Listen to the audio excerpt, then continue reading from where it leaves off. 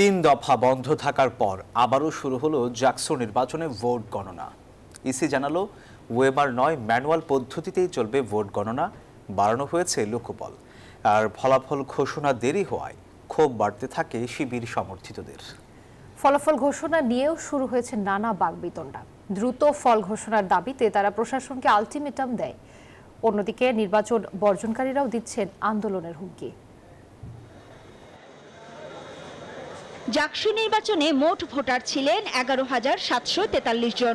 এর মধ্যে ভোট পড়েছে 67 থেকে 68%। কিন্তু হাতে গণনা নাকি ওএমআর পদ্ধতিতে চলবে গণনা, তা নিয়ে জটিলতায় পড়ে জাকসু নির্বাচন। ফলাফল ঘোষণা দেরি হওয়ায় ক্ষোভ বাড়তে থাকে শিবির সমর্থিতদের। দ্রুত ফলাফল ঘোষণার দাবিতে প্রশাসনকে আলটিমেটাম দেয় তারা। এরা আমাদের পক্ষেই আছেন এবং আমাদের পক্ষেই ভোট দিয়েছেন বলে মনে করি। কোনো প্রকার ষড়যন্ত্র, কোনো প্রকার বর্জন এগুলো আসলে নির্বাচনের ফলাফলের ক্ষেত্রে বাধা হতে পারে বলে আমরা মনে করি না। এদিন সংবাদ সম্মেলনে ফলাফল যাই হোক না কেন তা মেনে নেয়ার ঘোষণা দেয় বাকশাস। সব মশার বিরুদ্ধে সুরক্ষা দিতে এলো বসুন্ধরা এক্সট্রিম অ্যারোসল, মশার বিরুদ্ধে এক্সট্রিম সুরক্ষা। অন্যদিকে নির্বাচন বর্জনের ডাক দেয়া বাম সংগঠনগুলো ছিল ক্যাম্পাসে সরব। নানা অনিয়মের অভিযোগ তুলে জোরালো আন্দোলনের ঘোষণা দেয় তারা। ছাত্র সংসদ নির্বাচন যদি এইভাবে প্রশ্নবিদ্ধ হয়, অনিয়মে জর্জরিত হয়, কারচুপিতে জর্জরিত হয়, জালিয়াতে জর্জরিত হয়, তাহলে সেই নির্বাচনের মধ্যে দিয়ে এই ক্যাম্পাসেরও ভালো করা সম্ভব নয়, বাংলাদেশেও গণতান্ত্রিক পরিবেশ তৈরি করা সম্ভব নয়। এটা একটা প্রহসনের নির্বাচন, এটা একটা পক্ষপাতিত্ব নির্বাচন হয়েছে, এটাকে আমরা সেজন্য বর্জন করলাম।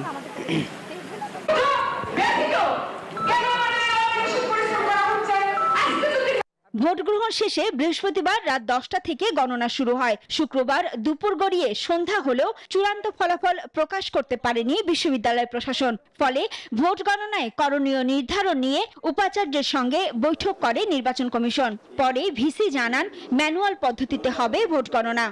একটি অভিযোগের প্রেক্ষিতে মেশিন রিড করার যে প্রক্রিয়াটা ছিল সেটা নির্বাচন কমিশন স্থগিত করেছে, আমি অবগত হয়েছি।